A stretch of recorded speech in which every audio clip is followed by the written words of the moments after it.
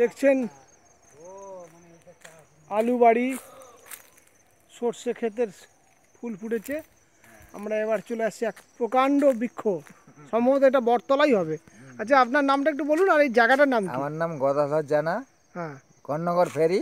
হ্যাঁ, এটা কি ঘাটাল কর্ণগর ফেরি। হ্যাঁ, পশ্চিম মেদিনীপুর। তো পশ্চিম মেদিনীপুর।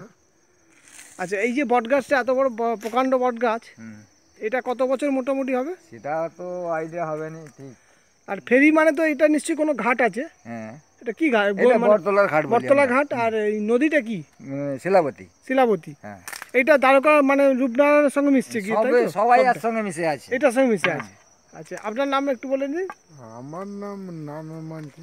আচ্ছা, আর আপনার? আমার নাম রতন জানা, আমার হরিসিংপুরে বাড়ি, এখানে ঘুরতে এসেছি। আচ্ছা, উনিও ঘুরতে এসেছেন, আমিও ঘুরতে এসেছি। দেখুন কি প্রকাণ্ড বটবৃক্ষ, তার ঝুড়ি এক একটা স্তম্ভ আকার ধারণ করেছে। আমরা চলে যাচ্ছি সেই ঘাটে।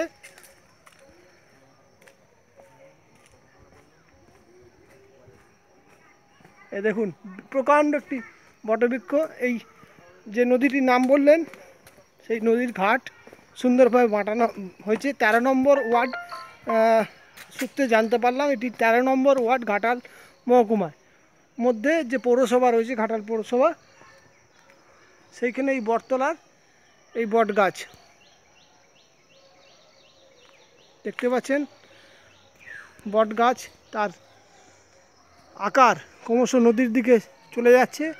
আর সম্ভবত এইদিকে যাদের ঘরবাড়ি তৈরি হয়েছে কিছু অংশ মনে হয় কেটে দেওয়া হয়েছে বা কোনো কারণে ক্ষতিগ্রস্ত হয়েছে।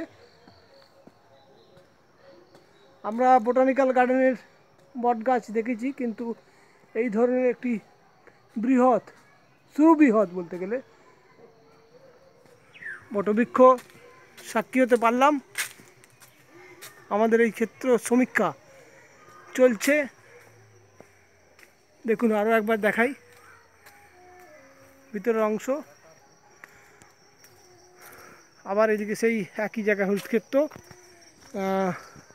আমি এটা ক্যামেরাগ্রাফি করলাম গ্রাম নাম ও গ্রাম জীবনের পক্ষে, পবিত্র বাজার, ঘাটাল, পশ্চিম মেদিনীপুর। ধন্যবাদ।